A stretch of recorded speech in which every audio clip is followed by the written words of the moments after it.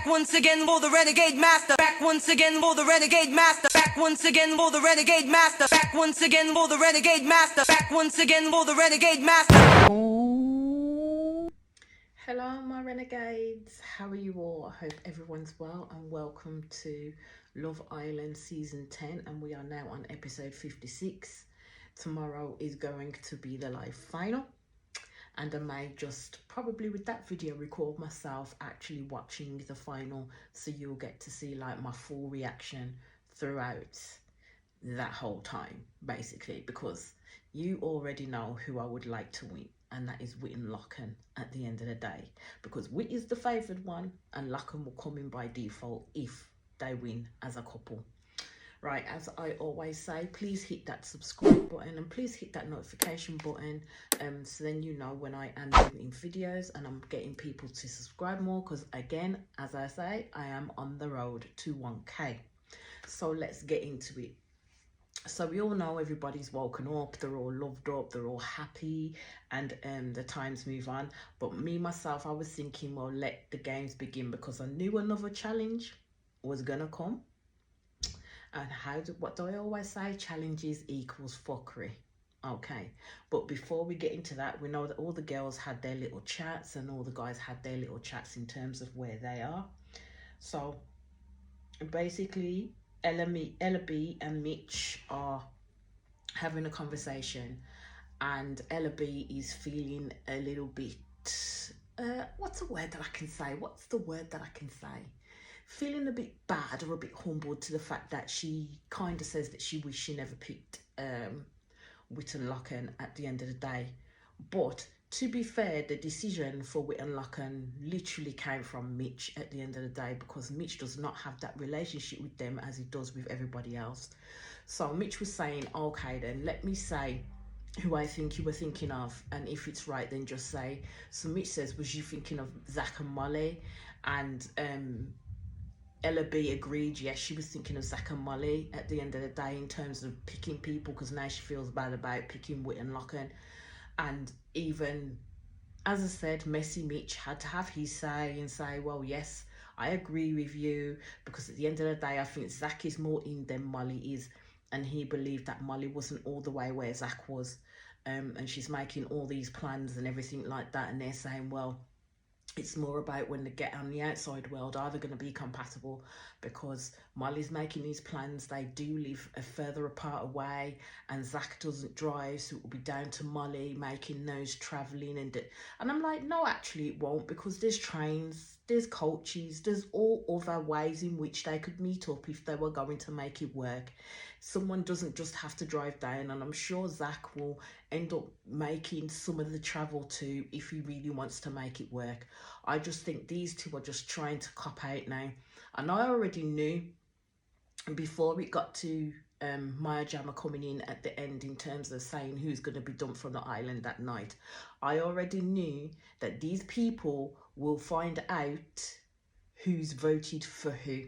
So then you have Mitch talking to Jess and basically praising up Ella B, that he can't wait to get onto the outside world. He can't wait to see where their relationship's going, because he's quite happy where they're at the moment. But at the end of the day, in where they are, as I've always said, in the villa, it's a protected environment. So at the end of the day in, day out, they see each other. Day in, day out, they have to talk to each other at the end of the day.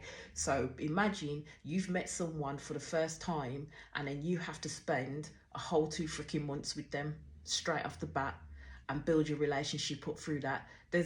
Everything's going to be kind of speeded up in that process. You're going to feel everything all at once at the end of the day.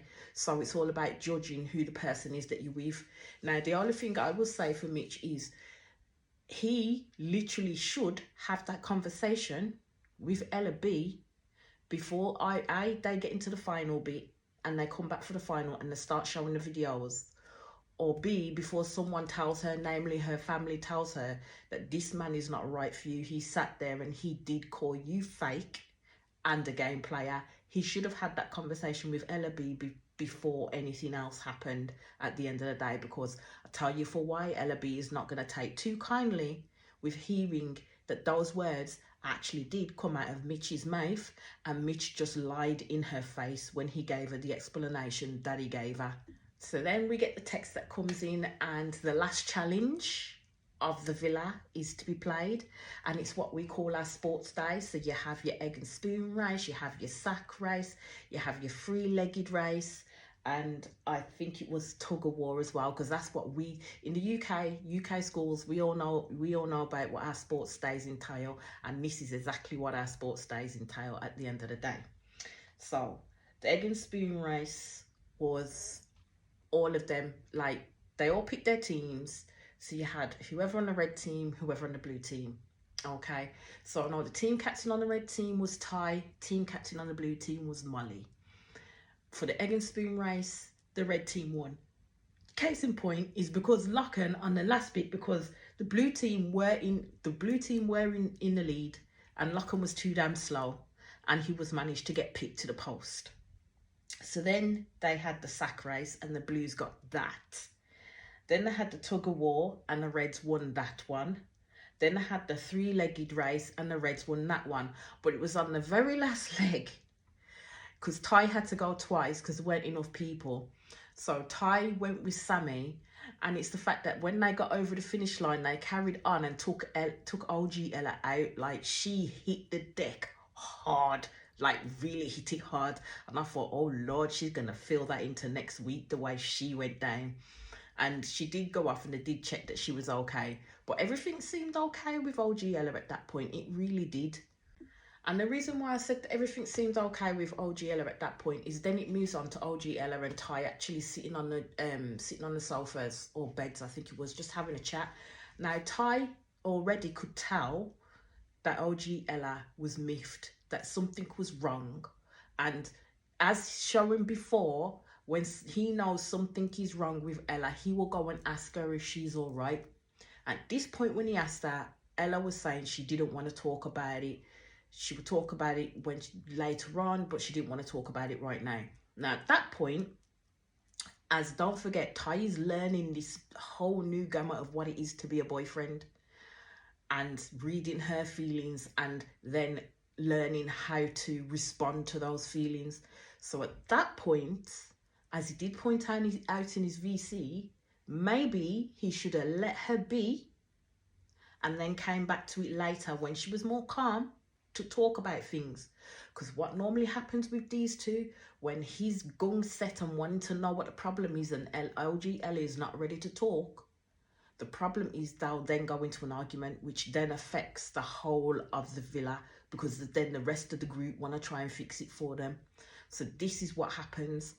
It starts to go into the way of the toxic communication that they have when they get to this point, where Ty will keep pushing to find out what the issue is, and Ella B, and OG Ella will push back to say, just leave me alone, I don't want to talk about it right now. So then she goes, it's because I'm sore when I fell over, and that's just pissing me off at the end of the day. But he's there saying, well, when I ask you what something's wrong, because I can clearly see something is wrong, then you should tell me. As your boyfriend, I need to know these things. But then also on the flip side, as her boyfriend, you need to listen to what she's saying and how she's communicating it. Because if she's saying at that point, as she did, I don't want to talk about it right now, your point of call was like, okay then, that's fine, but let me know when you want to talk about it. I'll be there for you, but I'm going to give you some time and space to process what you need to process, but come let me know when you want to talk afterwards. And left it like that. But then also on the flip side, OG Ella can see that Ty as well is trying to be this good or perfect boyfriend that he thinks he needs to be for her, to want to rectify things and talk about things and communicate things, can turn around and say to him, look, this is how I'm feeling right now. I understand you want to do X, Y, and Z, but right now I just want to be in my own feelings, but I'll come and talk to you afterwards. But neither one of them do that. They each want to get their voice over onto the other one. And the only thing that I didn't like about Ty, when she was talking and he was saying, can I talk, let me talk, then you can talk, I didn't like that. I didn't like that type of attitude at all. But as again, they do get to the point of rectifying things with each other, you know, because a hug fixes a million things between them two. I don't think OG Ella wasn't at the stage of forgiving at that point, even though Ty was and wanted the hug, but she gave him the hug anyway, and then they moved on from that. And then I think it went on to the evening part where they're all just getting ready, all the couples on their own, just chilling out and basically reminiscing about where they're at this moment in time, because as again, tomorrow is the final, so they'll be out come tomorrow. There'll be no more Love Island in that sense.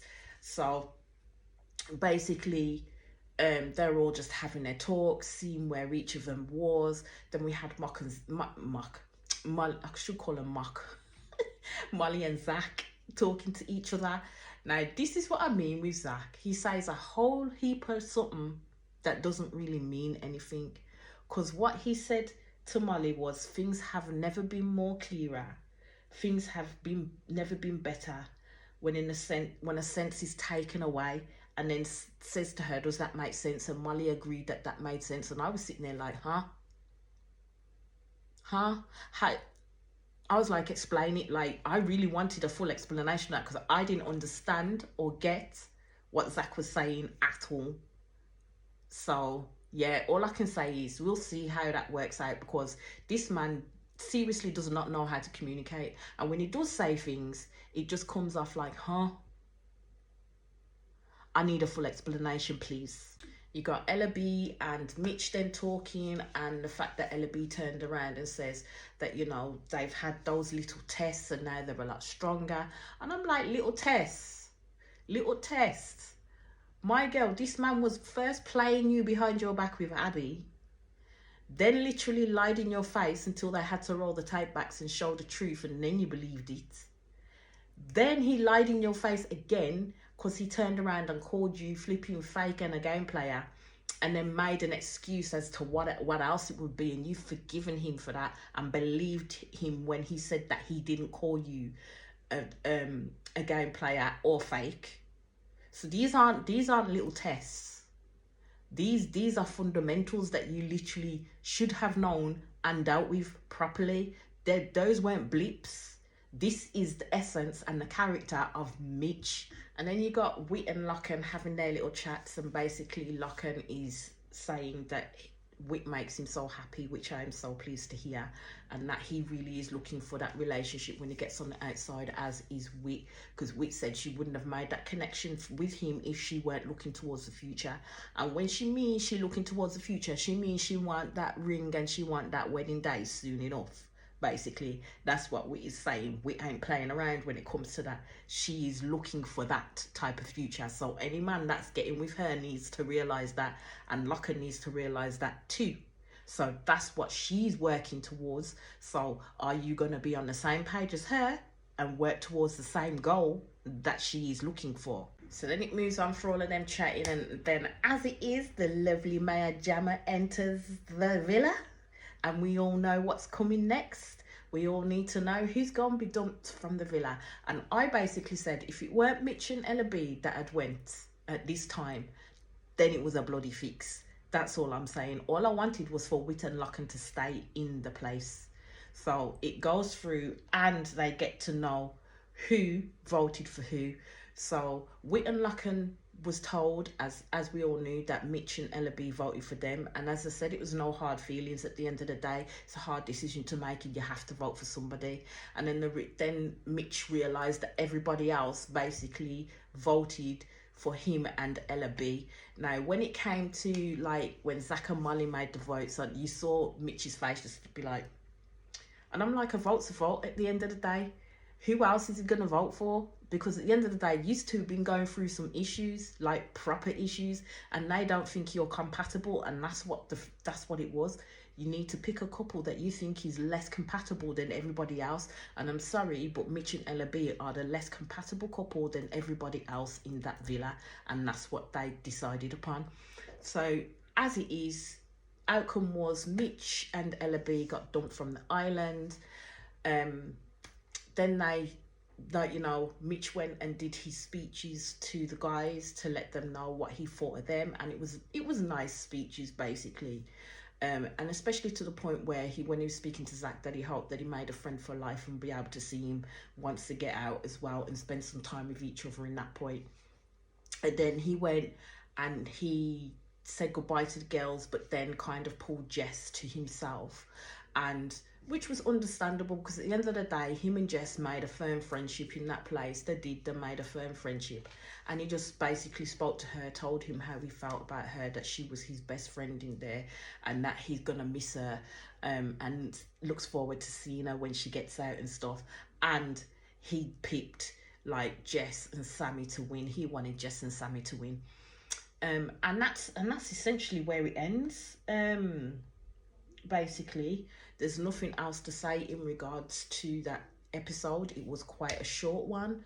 Now it comes to the final, and I have managed to lock in my votes, and everyone will know what my vote is. I voted for Wit and Locken to win because I just love me Wit. I just love me Wit, and I do hope she wins, to be fair. I really, really do.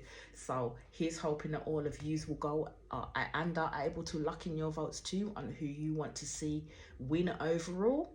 And as I said, I shall be back later on tonight. I wouldn't actually watch the show, but what I'm going to do is film myself live watching it, so you will get it direct, my reaction and review straightly direct as to what it is. And all I will say from here is please hit that subscribe button, please hit that notification button for when you know I'm back on your screens, and I'll speak to you all soon. Peace out.